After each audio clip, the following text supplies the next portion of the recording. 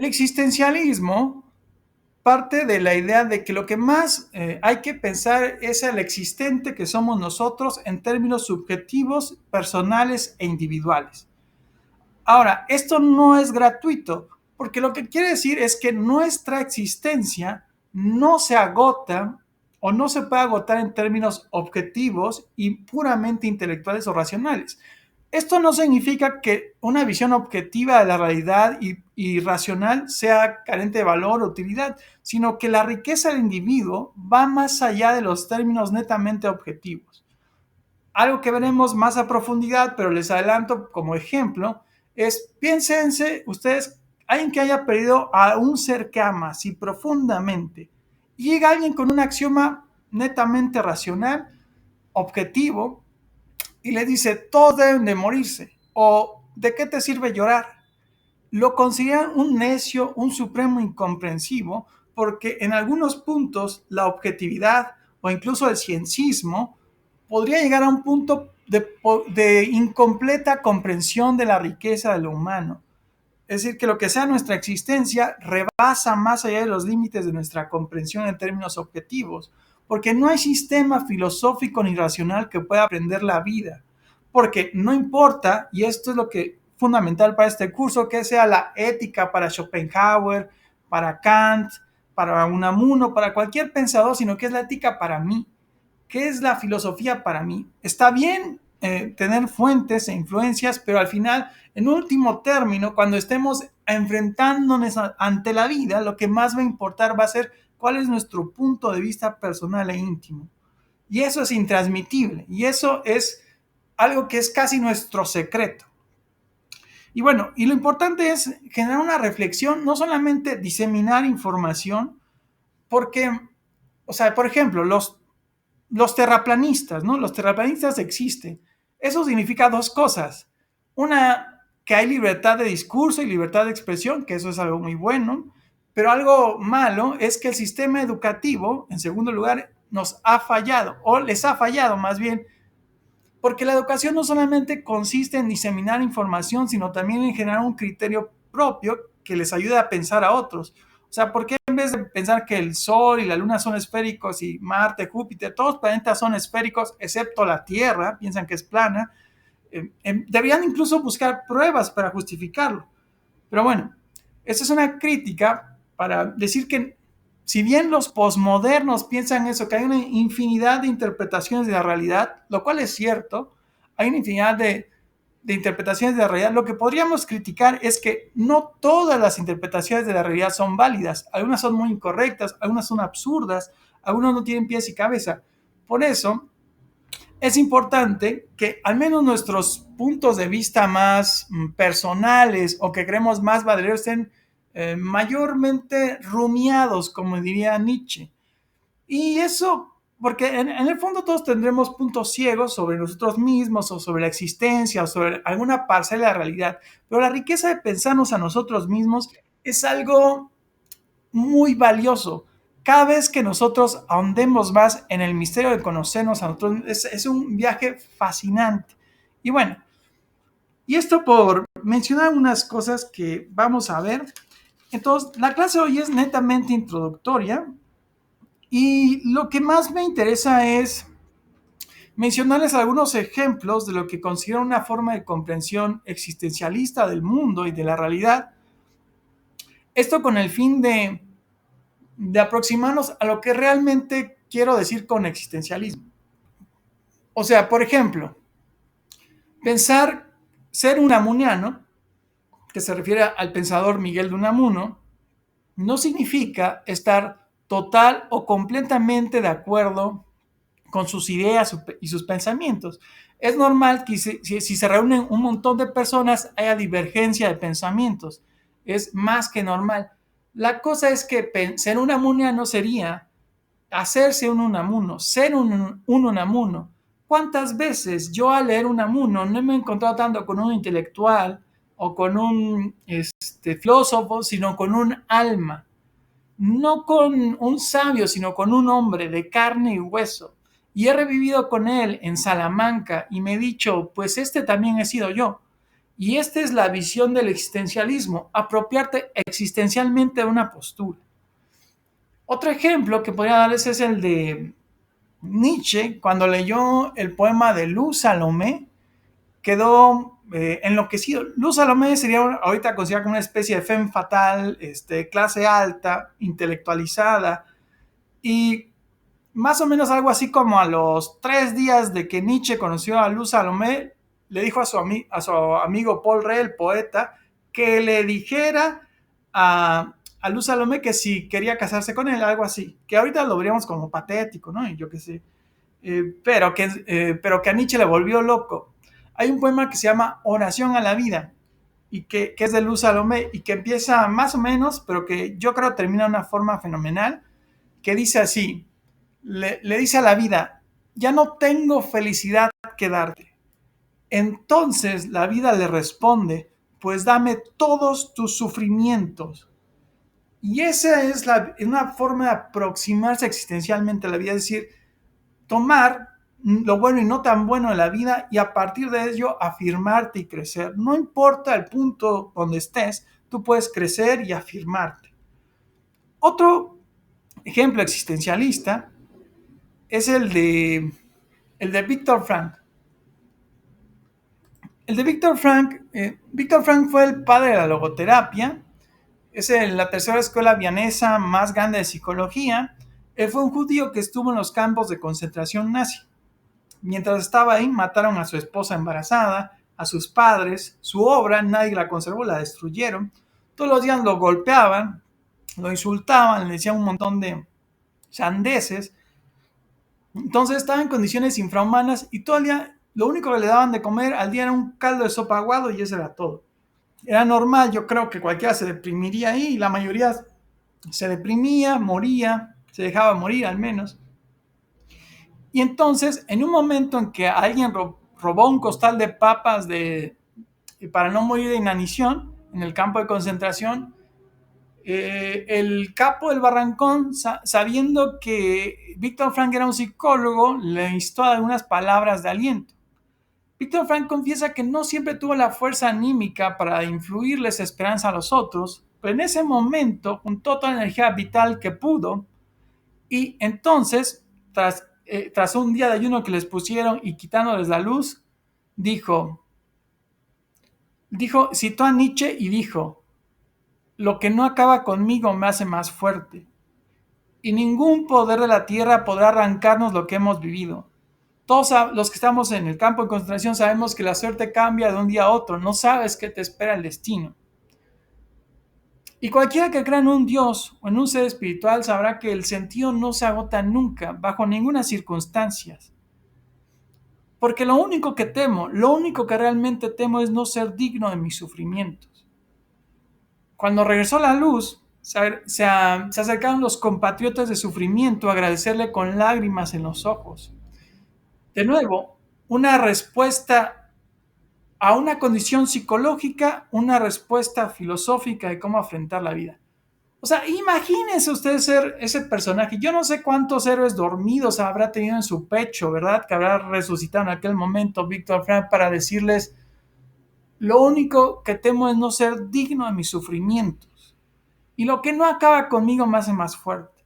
Y esto es muy interesante porque no es solamente un discurso de escritorio de alguien que no sufrió, que no vivió peripecias, sino que además, en sus condiciones, quizás cualquier otro hubiera llegado directamente a las conclusiones opuestas. No hay sentido, todo esto es un absurdo, pero llegó a las conclusiones totalmente diferentes. Su visión es de que el sentido no se agota nunca, ni en tu último aliento, que estás puesto estratégicamente, por decirlo así, con las personas con las que estás, ¿no? Una forma poética, ¿verdad? De eficacia, los dioses te han puesto donde debes florecer. Y bueno, esa es una respuesta filosófica ante un problema psicológico. Hay una necesidad y esto no invalida lo uno y lo otro. O sea, realmente debes creer en eso que te propones. No es cuestión como de inventarme cualquier cosa o cualquier percepción de mí mismo, sino es algo que yo considero real. Y creo que ese va a ser el fin de la filosofía. Aquí algunos ejemplos existencialistas de cómo responde el individuo ante su propio destino. Porque a veces no importa ya tanto cómo cuestionas tú la vida, sino cómo te cuestiona la vida y cómo decides responder eso. Porque en este caso nadie va a poder pasar el dolor que tú has pasado, ni nadie va a poder sufrir por ti, sino este es tu destino y te toca a ti decidir cómo encararlo. Y quizás en eso consista la libertad, en decidir cómo encararlo. Quizás ese sea el reducto que tengamos para ser libres.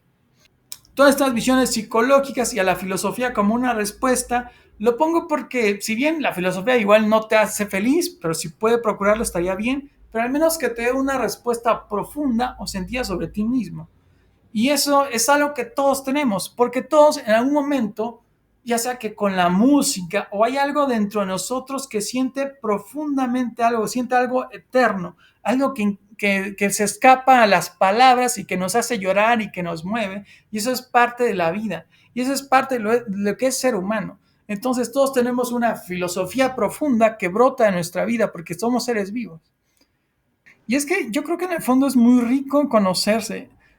En parte siempre vamos a ser un desconocido para nosotros mismos porque gran parte de lo que somos es inconsciente. Nuestro ser, bueno, no sé si decir verdadero, pero es nuestra personalidad inconsciente va a ser siempre un desconocido para nosotros. Y comenzar a descubrirte todo el tiempo es algo asombroso. O sea, siempre hay una forma de asombro con respecto al que tú eres y con respecto a lo que es la vida, por lo tanto, porque siempre vemos la vida desde una identidad, desde lo que pensamos que somos nosotros. Y vamos descubriendo que lo que pensamos que somos nosotros es muy diferente de lo que realmente somos. Y siempre es un misterio que se va moviendo, porque todo está cambiando. Y si no en términos externos, internamente nosotros vamos cambiando. Yo creo que esa es parte de la fascinación, de la magia, de la filosofía, de la poesía, de las artes, porque es una forma de descubrirnos a través de diferentes vertientes. La música nos lleva a lugares únicos que no nos podría llevar ningún otro lugar, que es un conocimiento de nosotros mismos. Me gusta lo que dice Tarkovsky, que lo mejor de nosotros sale con el arte. Es eso mejor que es indescriptible, lo mejor de nuestro ser y que casi está obligado a salir y cuando se muestra tienes plenitud y te reconcilias con la existencia. Es fascinante estar en esta búsqueda de uno mismo y buscarse y encontrarse. Hay de todo gusto. Yo conozco personas que tienen mucha curiosidad intelectual, pero que tienen un gran miedo de verse ellos mismos en términos muy internos, pero como tienen una gran curiosidad, se buscan siempre a través de términos externos, como la cultura, la economía, y que son formas de conocerte a ti mismo muy válidos y muy interesantes, pero en algunos casos se ha dado que hay como aunque hay una fascinación, hay un vértigo de sentir lo que es ser uno mismo.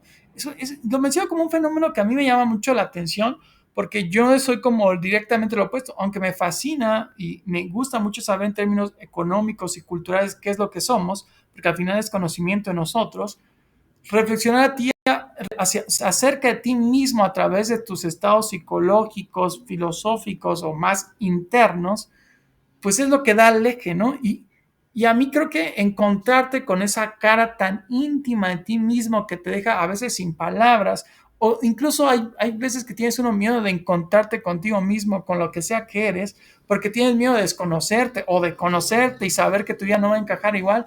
Al final te das cuenta que no hay nada que temer, pues lo que sea que eres siempre lo has sido o lo estás manifestando aunque no te percates de ello. Pero es una búsqueda para los que tienen como estas preguntas, como el caso, como en tu caso, Ana, que mencionabas de quién soy, qué es lo que estoy buscando, es fascinante. Porque al final, si tú sabes qué es lo que quieres de la vida, cuál es tu propósito, pues tienes un montón de camino ahorrado porque te vas a levantar todos los días con una razón, sabes lo que quieres, te vas a apoyar para saber cómo afrontar los embates de la vida, la adversidad, las circunstancias cambiantes y vas a tener muy fija la meta que quieres sobre ti mismo. Y eso es muchísimo. Mucha gente no lo tiene y quizás no lo tenga nunca. Entonces, realmente saber lo que quieres, qué es hacia dónde va tu vida, es decir, responder correctamente a la pregunta de quién eres, es fundamental pues para construir una vida. Y con respecto a lo que dices, es una pregunta muy humana preguntarnos para qué todo esto. Y sobre todo cuando hay dolor o agonía o hay sufrimiento, es normal que nos preguntemos cuál es el sentido de la vida y todas estas cosas. Son preguntas muy humanas. Es demasiado humano, ¿no? Humano, demasiado humano. Y lo que Les adelanto, pero que les puedo decir es, eh, si nosotros nos levantamos todos los días, hay gente que es más sensible o no para esta tendencia existencial, ¿verdad? Es trabajar duro y ya cuando seas bien viejo te vas a jubilar y entonces vas a poder dedicarte a viajar y ese es como pero qué tal si ese día, qué tal si gastaste los mejores años de tu vida, ¿verdad? En trabajar y en fin, ¿no? Hay como un montón de preguntas muy humanas, muy reales de cuál es el sentido de todo lo que estamos haciendo. Y me gusta mucho lo que dice este psiquiatra que se llama Alok Kanogia, más conocido como Doctor K, que justamente hace esta crítica que en los últimos 20 años ha habido un excesivo enfoque en la tecnología. Es decir, lo que hace la tecnología es generar un enfoque externo hacia nosotros mismos. Todo el tiempo estamos o con podcast o audiolibros o videojuegos o en las redes sociales scrolleando en el TikTok. Estamos todo el tiempo enfocando nuestra atención hacia afuera. Pero si algún propósito tiene la vida, ese sentido debe venir de nosotros mismos. Es decir, si nos dicen nuestros padres, la sociedad no nos va a funcionar. Entonces, el gran problema de que toda la tecnología esté centrando la atención externamente es que nos está alejando de nosotros mismos. Y es que una de las cosas que hace pues, la atención centrada hacia afuera por medio de la tecnología es que insensibiliza el sistema emocional, el límbico, y para eso lo usamos. Muchas veces nos sentimos mal y nos distraemos en las redes sociales, en los videojuegos para no sentir la realidad. Pero a la vez nos alejamos de nuestra propia voz interna, porque lo primero que viene en nuestra voz interna a veces es negativo. Y curiosamente, las mejores ideas, las ideas más brillantes nos vienen cuando nos estamos bañando, porque estamos limpios de tecnología. Y esto porque sucede otra cosa, el fenómeno del aburrimiento. Estamos todo el tiempo huyendo de sentirnos aburridos. Y por eso, inmediatamente nos sentimos aburridos, que es como un malestar, incomodidad, como cuando tienes hambre, buscas comer, cuando te sientes aburrido, buscas un estímulo emocional, un reflejo de la dopamina y te alejas de ti mismo, de sentirte, de buscarte, de estar contigo. Se oye clásicamente, ¿verdad? De alguien que se fue a los Himalayas o un viaje así, a conocerse a sí mismo y lo logró hacer, se lo conoció a sí mismo porque está en otro contexto, libre de la tecnología, libre de ese influjo externo que lo separa de su propia voz, para lo cual este psiquiatra recomienda un ejercicio para conocer cuál es tu propósito, tus valores, tu sentido, que le llama Final of Thought, el último pensamiento o final pensamiento, que es que cierres tus ojos y te pongas en una posición cómoda, sentado, acostado, como tú quieras. Si quieres ponerte en flor de loto, como tú quieras, está bien. Y en ese momento dejes que pasen las ideas porque hay dos fuentes de las ideas. Unas son ideas externas que vienen por estímulos externos y otras son ideas internas como los recuerdos, en fin. Entonces, los primeros estímulos externos te van a sugerir unas ideas y las debes dejar pasar. Entonces, como somos una cultura muy acostumbrada a intentar luchar en contra del aburrimiento, buscamos un estímulo emocional, inmediatamente lo sentimos, el aburrimiento, a través de las redes sociales, de cualquier tipo de recompensa, de videojuegos, lo que sea, oyendo podcast. La cuestión es no estar dentro de nosotros mismos. En ese grado de la meditación va a haber un momento en que nos vamos a aburrir muchísimo, porque pues, y nos va a costar, vamos a luchar porque vamos a intentar buscar algo para distraernos, para no sentirnos aburridos. Pero una vez que dejes que pase ese aburrimiento, dice que si tienes suerte, vas a oír el último pensamiento, tu voz interna. Y esa voz interna te va a decir cuáles son tus valores, qué es lo que quieres, qué es tu propósito. Y eso es muchísimo, o lo es absolutamente todo.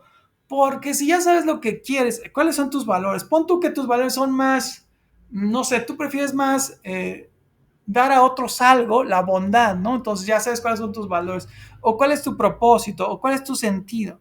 Y cuando ya sepas qué es lo que realmente quieres, entonces te vas a levantar todos los días con una razón y con un propósito, y por eso puedes enfrentar la vida. Él recomienda que crees algo así como un mantra muy poderoso, o sea, un mantra así como muy fuerte, un plan o propósito y que no se lo cuentes a nadie. Porque lo que pasa con el cerebro es que lo que imagina, cuando tú le cuentas a alguien tus planes y tus propósitos, lo imagina como si ya lo hubiera realizado. y se lo imagina como si ya lo hubiera realizado, deja de hacerlo porque ya sucedió para el cerebro. Entonces, pierde fuerza, pierde energía las cosas que vas contando. O sea, se lo puedes contar a alguien, pues, pero va a perder energía el plan o propósito que tienes. Por eso dice que tengas un mantra o principio muy fuerte bajo el cual, o un plan bajo el cual tú quieras guiar tu vida y no se lo cuentes a nada, porque toda esa energía la vas a interiorizar y la vas a volver a acción. Lo que pasa, clásico, dicen los que hacen y los que cuentan las cosas. Hay gente que le cuenta a todo el mundo y nunca hace nada. Y hay gente que solamente se dedica a hacer las cosas porque ha interiorizado eso. Ha interiorizado esa energía y comienza a realizarlo, a hacerlo. Y a la vez, inversamente te puede servir para algo. Tú pones que tienes una herida o un trauma. Si quieres que se reduzca la energía o el poder que tiene eso, cuéntale tu trauma a alguien de confianza, a tu terapeuta, a alguien con el que tú quieras, y va a perder fuerza ese trauma. Es el mismo mecanismo, pero funcionando inversamente. ¿Quieres que pierda energía el trauma? Cuéntaselo a alguien de confianza. ¿Quieres que algo tenga energía interna? No se lo cuentes y realízalo. Simplemente hazlo. Y bueno, esto como algunos planteamientos de qué podríamos hacer con nosotros en términos prácticos. Y bueno, no es que a veces la vida es difícil y es dura, pero al menos tener un sentido, un propósito, sabes qué es lo que quieres. Porque si uno se afianza sobre estar rodeado de gente o cosas superficiales, pues no nos sostienen y al final del día no es suficiente. Hay algo dentro de nosotros, dentro de nuestra interioridad, que quiere algo más.